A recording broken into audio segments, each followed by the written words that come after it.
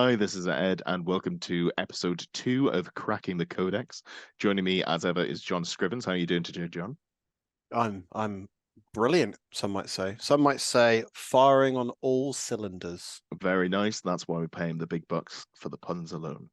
We're going to be talking about the Firestorm Assault Force, which is one of the two most fun detachments out of the Space Marine Codex.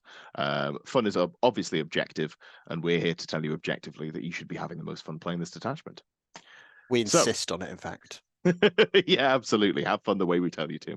Firestorm Assault Force. This is one of the most interesting in terms of the detachment rule that you get. It's my favorite. It gives you a lot of flexibility in how you play. It gives you two bonuses. The first is all of your ranged weapons become assault, and you also get +1 strength when you're targeting a unit within 12 inches. You don't have to assault, you don't have to advance to get that bonus, but being able to advance does get you closer range to pull off the strength bonus there. So what sort of weapons are you thinking might benefit from the close range bonuses you get? So to me, a lot of the stuff that I'm already kind of favoring, like a good example is Plasma Inceptors.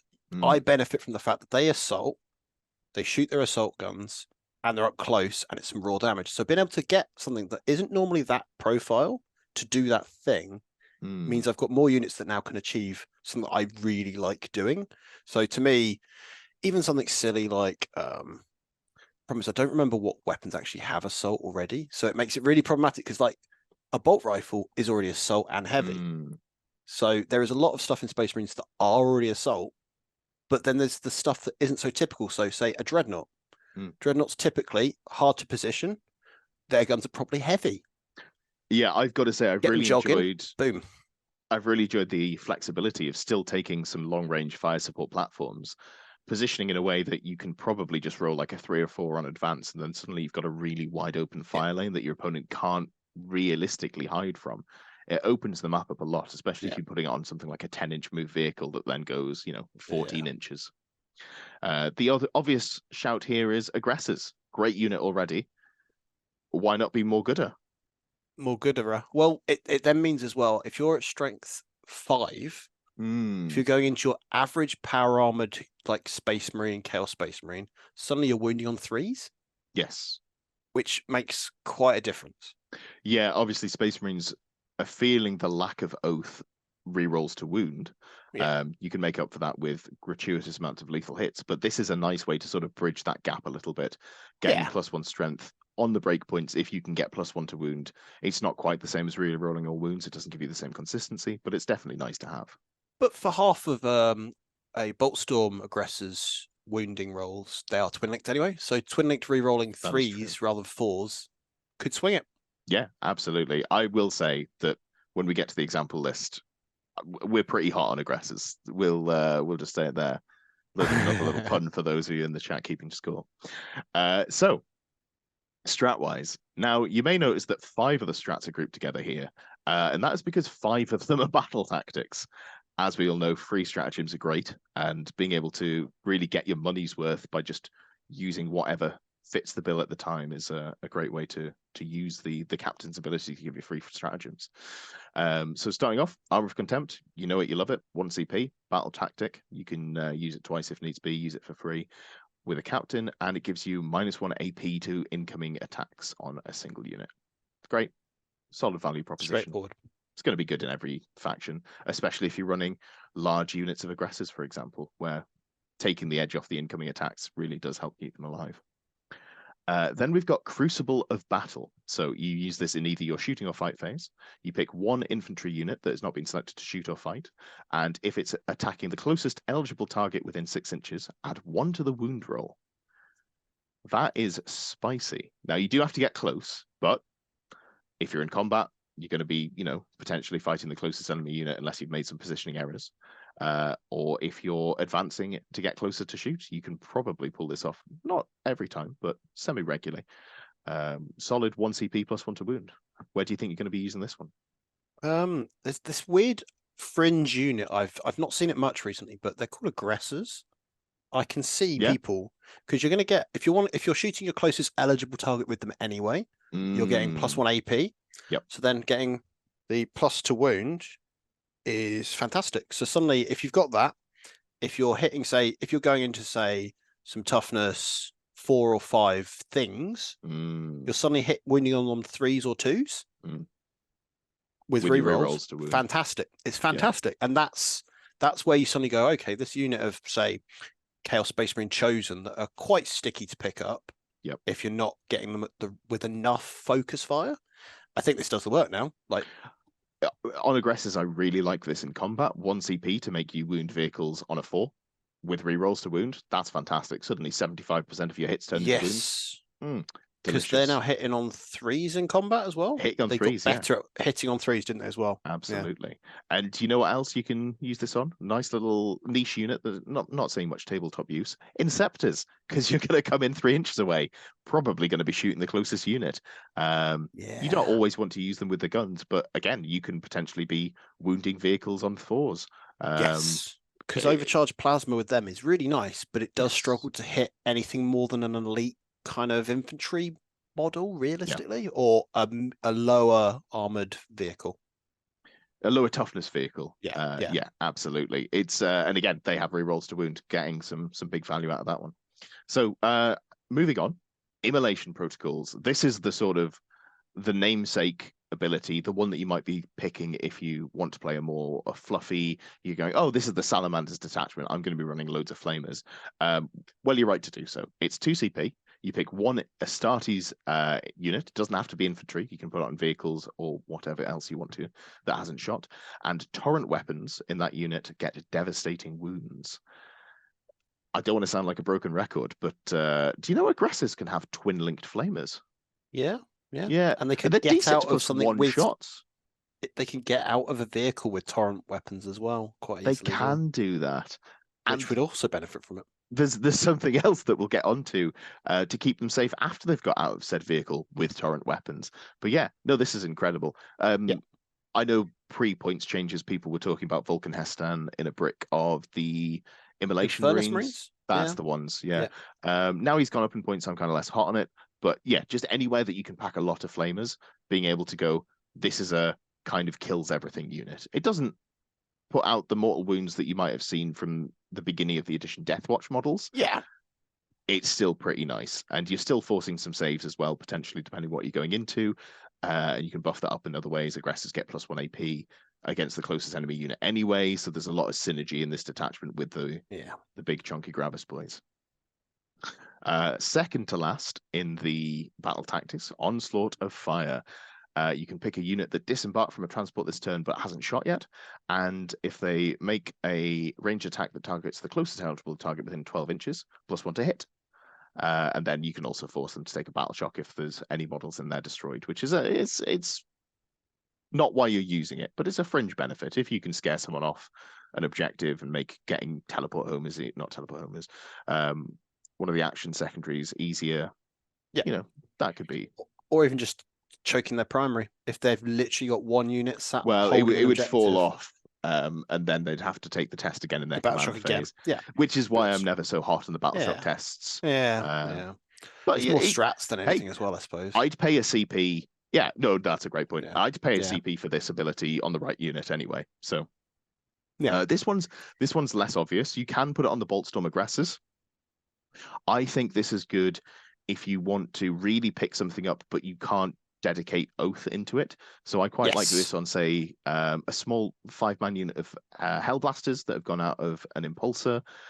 You can't put the full rerolls on them, but you want to try and make sure you're consistently, chipping away at whatever you're shooting. So just a CP here for a bit of consistency. I don't think you're going to use it every time, but I think you're also not upset if you get an opportunity to use it. Yeah. Burning Vengeance, 1 CP. After an enemy unit has made attacks into one of your transports, if the transport hasn't died, it has to survive the shooting. But turns out there's a really good transport in the Space Marine Codex called the Redeemer that's quite hard to shift, so that's not too hard to pull off. You can pay a CP, and you can disembark one unit embarked within the transport.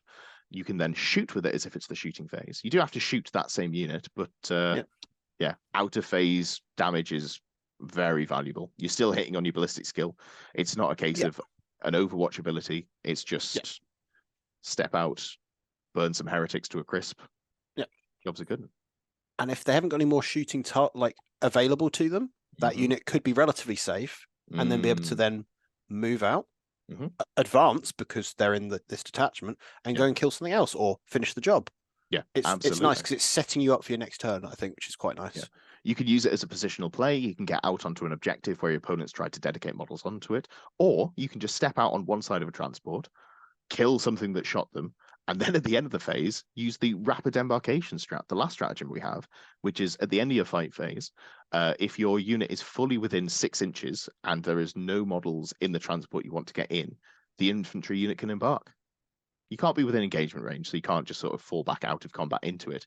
But you can move your transport up, get out, shoot, get back in their You turn. can't. You can't get back in the turn that you get out. Okay, you can move That's up. the one change. That's the one You can distinction, move up, unfortunately. wait Yeah. for them to shoot you. No, that is correct. It's a good point. Yeah. Wait for them to shoot you. You should get out, shoot them back, get back into the transport, and then in your turn go, I guess I'm moving further forwards then. It's just a really solid positional play, keeps your model safe, can really mess with your opponent's plan for the turn if you have that available. And with Burning Vengeance, if someone, say, doesn't quite kill the transport and you know they're going to charge it to finish it off, the wording on it is you can shoot them, so you don't have to. So you could disembark behind your transport, so that if you know for a certainty they're going to charge it, they're going to probably do something to just finish off the vehicle. The guys are out. They don't have to take a battle shot test. There's not the risk of them getting destroyed by them getting out. It's just a way of securing that unit as well. There's no risk to your opponent managing to wrap your transport. Yeah, it's literally just securing that unit, especially if it's a high value thing like these lovely, say it was a Redeemer full of aggressors.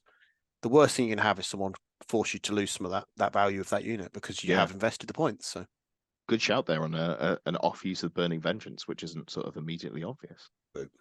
All right, so moving on, the enhancements. This is less exciting. I'm not super jazzed by any of them, but I don't think I care because everything else is incredible about this detachment. So that's what's quite contrasting, right? Compared to last week's Vanguard, where the Vanguard's half of its strength to me was some of the fun things you did in the enhancements. And well, I there's like one very there's specific enhancement. Yeah, it's nice. Yeah, absolutely. So there's a Champion of Humanity, 10 points, Tacticus model only. This is the only thing that really limits it in my eyes. So that's basically a non-Terminator, non-Gravis, basic power armored boys. When the bearer is leading a unit, all the models in the unit ignore all modifiers to characteristics, rolls, tests made by them, except saving throws. So not bad if you chuck it into a unit of Hellblasters, but I don't see this having much value personally in the sort of lists I want to build with a Firestorm assault force. Because the only Bernie Meltery guys that have not got Gravis armor, realistically, are the Infernus guys. Devastators as well. Or Devastators as well. Yeah, but I think they do their job without needing. Exactly. If they're in harm's way, yeah, it just doesn't feel needed particularly, but it's a shame. War Tempered Artifice. Pick an infantry model and add 3 to the strength characteristics of its bearer's melee weapons. That's fine. You know what's not fine? 25 points for the cost. If this one was 10 points, I'd be happy to slot it in as just sort of even like 15. Yeah, like I'm at 1990, I'm at 1985. I'll just put in this to soak up the last few points. But at 25 points, and then you've got to have a model that you actually want to be hitting things in melee with, where the strength difference is relevant. Doesn't do it for me personally. No, I did look through a few options, like Maces of Absolution. One of my favorite melee weapons is only strength 6, so it puts up strength 9. It's not really enough, but something like a Thunderhammer, it does tip it up to 11. So there is that argument, but even then, fringe cases, and then realistically, what are you going to be chopping up with them that requires that other than vehicles? And at that point, you're probably not worried about the strength to toughness ratio on just the one guy. You probably want the whole unit to be benefiting. So it's I feel like the obvious place to put it is any of the captains that have the once per game +3 to their attacks and give their weapons dev wounds.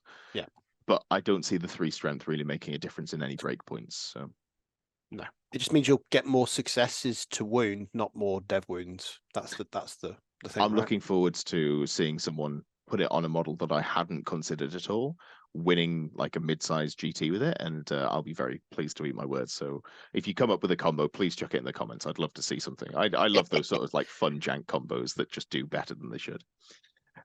Forged in Battle, 15 points. Once per turn, so not battle round, once per turn, you can flip a single hit or save roll to a 6. Love it. That's fine, yeah.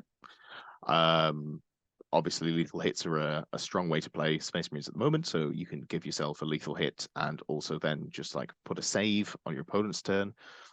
I'm not excited by it. It's just, it feels like decent value, probably priced appropriately. Maybe you'd pay a little bit more for it, but I'm not upset if I can't get it into my list. But on the flip side, it's something that if you're sitting there and you've got a 1980 list, you're like, cool, I've got 20 points left to kill. I wouldn't be upset if I spent 15 of those points on this. Yeah, absolutely. Job, right? I might even be tempted to start my list with it in, but I'm not. It's probably the first thing to go, right? Yeah, it gets cut pretty quickly.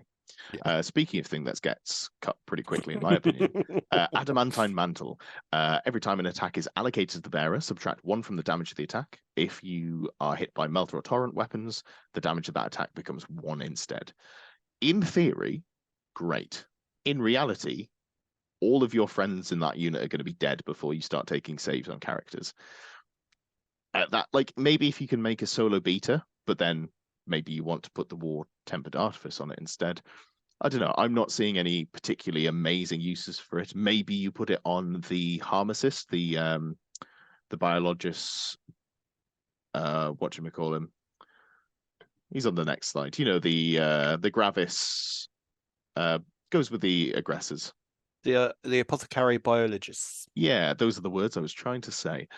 Simply because when his unit kills something, he becomes OC8, I think it is. So OC9. In that case, OC9, even better. Yeah. Holds an objective against a War Dog. Yeah, in that case, maybe you go, I'm just going to try and keep him on the point, but then he doesn't have an invuln. So, yeah, I don't know. 20 points, I'm looking elsewhere, I think. So, enhancements, not too amazing. Stratagems, pretty incredible. You'd think I probably want to be putting at least 1 captain into my list. Interestingly, the list we've got here for you today doesn't have any captains at all, or not ones that make stratagems free anyway. So I think a really fun way to play this, and it's not necessarily the best, but it's the way that I've been testing it. I've played, I think, 3, maybe 4 games with it so far. All of them have been wins. It feels like a really flexible list. It's got a lot of upfront power, but you've got a lot of ways that you can make smart cerebral plays with it compared to something like the Iron Hands Dreadnought Detachment, which is very much more of a stat check. So I've gone Ultramarines as a successor. Not a successor, as a faction. Chapter. Yeah. The combo here is Uriel Ventress, who will most games just be stood on his own on the back line, holding an objective, hoping not to die to interact. He makes 1 unit in the army, 1 infantry unit. He gives them deep strike before the game. Yeah. And then you pick the Calgar brick, and you put him with some aggressors, and you put them in deep strike, and then you probably rapid ingress them and give your opponent some real issues to deal with. So top to bottom, you've got the Apothecary Biologists. He's going with the Bolt Storm aggressors, and they're going to sit in the Land Raider Redeemer. They're going to do the very standard thing, which is Redeemer's going to sit in the middle of the board. They're going to get out. They're going to kill some things. They have the added flexibility of getting back in if they get chance, and keeping them safe or popping out when the transport is shot. Then there's Marnius Calgar, who comes with 2 Victrix Guards, who are going with the Flamestorm aggressors, and they are going into Deep Strike. The nice thing about the Victrix Guard is they have a 4-up invuln. One of the things that the aggressors really struggle with is high AP, high damage weaponry. Yeah. Suddenly, if you can just tank, 4 las cannons across a couple of Victrix Guard, that you're not super upset if they die anyway. It's not bad. I felt like it made the unit last a lot longer than it would have done otherwise. Calgar himself also gives you a CP when he's on the battlefield, which almost makes the rapid ingress free, because you pay 1 to rapid ingress in your opponent's turn. Then next turn you get an additional CP in your command phase. But he gives the unit advance and charge, which is very nice. Spicy. When you've got A, bonuses for being close everywhere throughout the detachment rules, and B, advance and shoot as the main part of your detachment rule. So it's advanced shoot and charge is what you're telling me this This brick advance. Yeah. So what I like doing is working out where my opponent's going to put their threats. End of their movement phase. I say, "Are you finished moving?" They say, "Yes," knowing what's coming, and then I put the aggressor brick just somewhere really inconvenient, and then they're going to move, 6 to 11 inches out from behind cover or out of charge range. They're going to absolutely melt one target, and then they're going to charge and kill another target. It's a big value add there. A couple of Gladiator Lancers, just a good tank. I think their stock's gone up now that Oath of Moment doesn't do rerolls to wound. 3 Inceptors, 5 Infiltrators. I'd love a second squad of them, but 3 squads of 5 Scouts. They're just too cheap to leave on the table. So you could definitely do some play around with the infantry there. The other little spicy thing that I've got in here is a Storm Speeder Hail Strike and a Storm Speeder Hammer Strike. Both of these effectively increase the AP of your weaponry by 1 against a target. Yep. The Hail Strike gives you an additional AP 1, and the Hammer Strike turns off cover. Yep. What this means is you can either send one out to do its job, strip AP away, or give an extra AP 1 on one of the targets, meaning that you can get your aggressors up to effectively AP 2, depending on what they're shooting. Or if you really need a big target dead, you can send both of them out, give both of the buffs there, and just let the aggressors really rip into one target. It's a nice bit of redundancy that you can also double down and get that real alpha strike. But yeah, that's pretty much the list. What are you thinking with this one? So the first thing I saw is there is that potential as well that if you don't like Lancers, you can swap them in for a couple of Blisters Dreadnoughts, similar sort of points, similar Very sort of role. hot right now. Yep. And everyone's got at least one, right? I don't, but I hate the legs. With the Inceptors, which way would you have gone with them? Would you go? Do they go Plasma, or would you go Bolt Storm? I went Plasma in this list. There's enough high volume of low damage, low AP that just being able to pop into the back lines or just kill something of mid toughness is quite nice. I think it's solid. I like it as a list. And the first thing I did when I looked at it went, I just need to buy 2 characters and I can run it. There we go. Which in itself is dangerous. Pretty cool. Who thought Calgar would look great in Dark Angels Green? Yeah, absolutely. And who's going to tell you no? Not me. Not me. Thank you very much for watching. This has been episode 2 of Cracking the Codex. Next week, we will be tackling the Iron Hands Ballistus Dreadnought Detachment. I'm not even going to say the name. You know it. You love it. That's its name now. It is. It's the Dreadnought. Oh, God, if he really put that across the table for me. How many Thanks for watching. Let's see you next week.